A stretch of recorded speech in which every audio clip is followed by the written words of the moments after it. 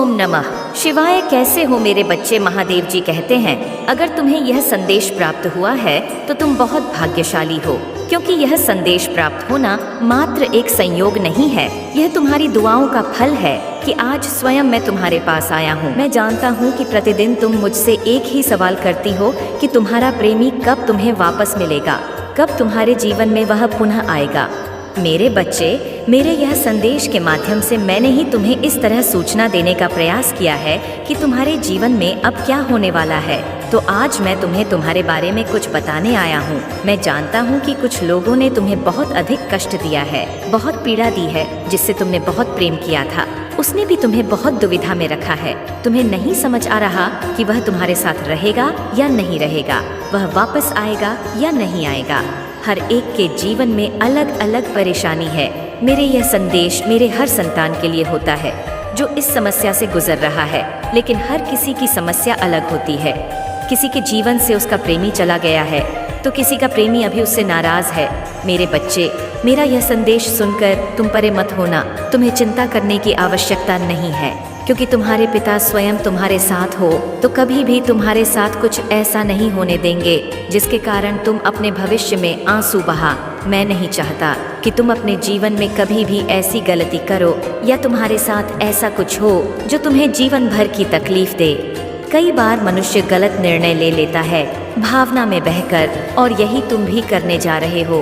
तुम्हें भावना में नहीं बहना है, तुम्हें अपनी विवेक और बुद्धि का प्रयोग करना है।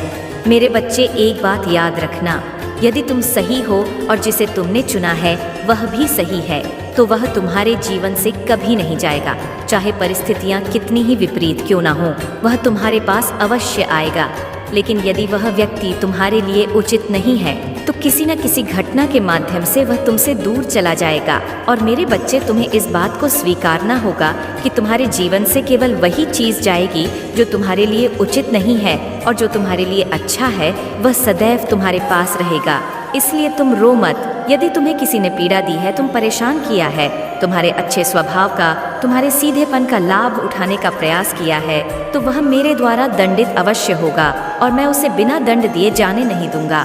क्योंकि उसने जो भी बुरे कर्म किए हैं उसकी सजा तो उसे सही समय आने पर अवश्य प्राप्त होगी। जिस दिन उसका पाप का घड़ा भरेगा उस दिन वह मेरा न्याय देखेगा। वह देखेगा कि उसने जो भी बुरे कार्य किए हैं उसके लिए उसे मैं कितना भयंकर दंड दिया है। मेरे बच्चे, मैं तुम्हें रोता हुआ नहीं देखना चाहता। तुम्हें आज मैं वही सच बताने आया हूँ कि जिससे तुम प्रेम करते हो वह सही है या गलत है, ये बात मैं तुम्हें नहीं समझा सकता। इस बात को तुम्हें स्वयं समझना होगा, क्योंकि मैंने तुम्हें बहुत से संकेत दिए। बहुत बार तुम ऐसी परिस्थितियों से गुजरे हो जहां तुम्हें निर्णय लेना था कि क्या वह व्यक्ति तुम्हारे लिए सही है या गलत, क्या सच में तुमसे प्रेम करता है, क्या वह तुम्हारा जीवन साथी बनने के लायक है, किंतु तुमने हर बार भावना में आकर अपना निर्णय लिया है।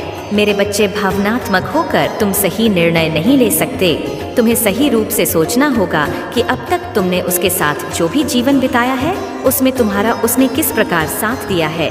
क्या उसने तुम्हें सम्मान दिया है? क्या जब भी उसे या तुम्हें उसकी आवश्यकता थी तब तुम दोनों एक दूसरे के साथ थे? क्या तुमसे कभी कोई भूल हुई तो उसे उसने माफ करने का प्रयास किया है? कभी ऐसा तो नहीं था कि जब तुमने कुछ कहा और उसने तुम्हारी बातों को अनदेखा कर दिया? जब तुम्हें उसकी सबसे ज्यादा आवश्यकता थी तब उसने तुम्हारा साथ देने से इनकार कर दिया। मेरे बच्चे, यदि कभी भी ऐसा हुआ है कि उसने तुम्हें अपमानित किया है, अपने आप को सब परे रखा है और तुम्हारे सुख या तुम्हारे दुख की चिंता नहीं की है, तो मेरी एक बात याद रखना, ऐसे जीवन साथी के साथ तुम कभी भी खुश नहीं रह सकते।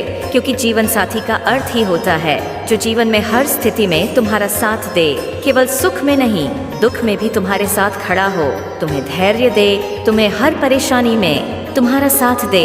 मेरे बच्चे, तुम एक बहुत ही अच्छे व्यक्ति हो। तुमने सदा ही दोस्तों के साथ अच्छा व्यवहार किया है, सदा ही दूसरों का भला चाहा है, कभी भी किसी के साथ छल नहीं किया, किसी को धोखा नहीं दिया, और मैं नहीं चाहता कि तुम्हारे साथ कभी भी ऐसा हो। इसलिए मैं तुम्हें इसी बात के लिए सावधान करने आया हूँ। यही सच्चाई बताने आया हूँ कि तुम अपनी आंखों पर पट्टी बांधकर सच छुपा नहीं सकते। सच को कुछ समय के लिए छुपाया जा सकता है, लेकिन सही वक्त आने पर वह सामने जरूर आएगा और तुम्हें परेशान करेगा। इसलिए तुम्हें सोच समझकर अपना निर्णय लेना होगा। मेरे बच्चे, तुम्हारा भविष्य बहुत उज्जवल है। तुम्हें रोने की या परेशान होने की आवश्यकता नहीं है। परेशान तो उस व्यक्ति को होना चाहिए जो किसी के साथ गलत करता है, जो सही होता है। उसके जीवन में चाहे कितना भी अंध और कष्ट क्यों ना हो, एक ना एक दिन जरूर दूर होता है। मैं जानता हूँ कि अभी तुम बहुत ही परेशानियों से गुजर रहे हो। तुम्हारे जीवन बहुत अस्त व्यस्त है। तुम नहीं समझ पा रहे हो कि तुम क्या करो। कोई भी निर्णय लेने में तुम्हें बहुत परेशानी हो रही है, क्योंकि तुम किसी का भी दिल दुखाना नहीं चाहते। तुम सबको खुश रखना चाहते हो। तुम्हारे आसपास के सभी अपनों से तुम बहुत प्रेम करते हो। तुम नहीं चाहते कि तुम्हारी किसी भी निर्णय की वजह से किसी को भी परेशानी हो। मेरे बच्चे, यही तो तुम्हारा सबसे सुंदर व्यवहार है कि तुम अपनों की इतनी परवाह करते हो, सदैव उनकी चिंता करते हो। मेरे बच्चे, तुम्हारे अपने भी तुमसे उतना ही प्रेम करते हैं। वह भी तुम्हारा भला ही चाहते हैं। वह नहीं चाहते कि तुम्हारे एक गलत निर्णय की वजह से तुम्हें कभी भी अपने आने वाले जीवन में पश्चाताप करना पड़े, दुखी होना पड़े। इसलिए यह तुम्हारे लिए आखिरी मौका है। अपने अतीत के बातों को फिर से सोचो और फिर निर्णय लो कि तुम्हें आगे क्या करना है। इस तरह अपने वर्तमान और भविष्य को बर्बाद नहीं कर सकते हो। तुम्हें सही निर्णय लेना ही होगा। यदि तुम्हें लगता है कि तुम्हारा प्रेम सच्चा है और वह भी तुमसे सच्चा प्रेम करता है, तो तुम उसके लिए प्रार्थना करो और तुम्हारा प्रार्थना अवश्य सफल होगा। मेरा आशीर्वाद तुम दोनों के साथ है। तुम्हारा प्रेम सच्चा है तो तुम दोनों एक साथ आओगे। मुझ पर विश्वास रखो, आगे बढ़ो तो तुम्हें कुछ कठिन निर्णय लेने ही होंगे। मैं तुम्हारे साथ हूँ, तुम कुछ भी गलत नहीं करोगे। मुझ पर और खुद पर विश्वास रखो। मेरे प्यारे बच्चे, जिस प्रकार तुम इतने परेशान हो, वैसे ही वह भी परेशान है।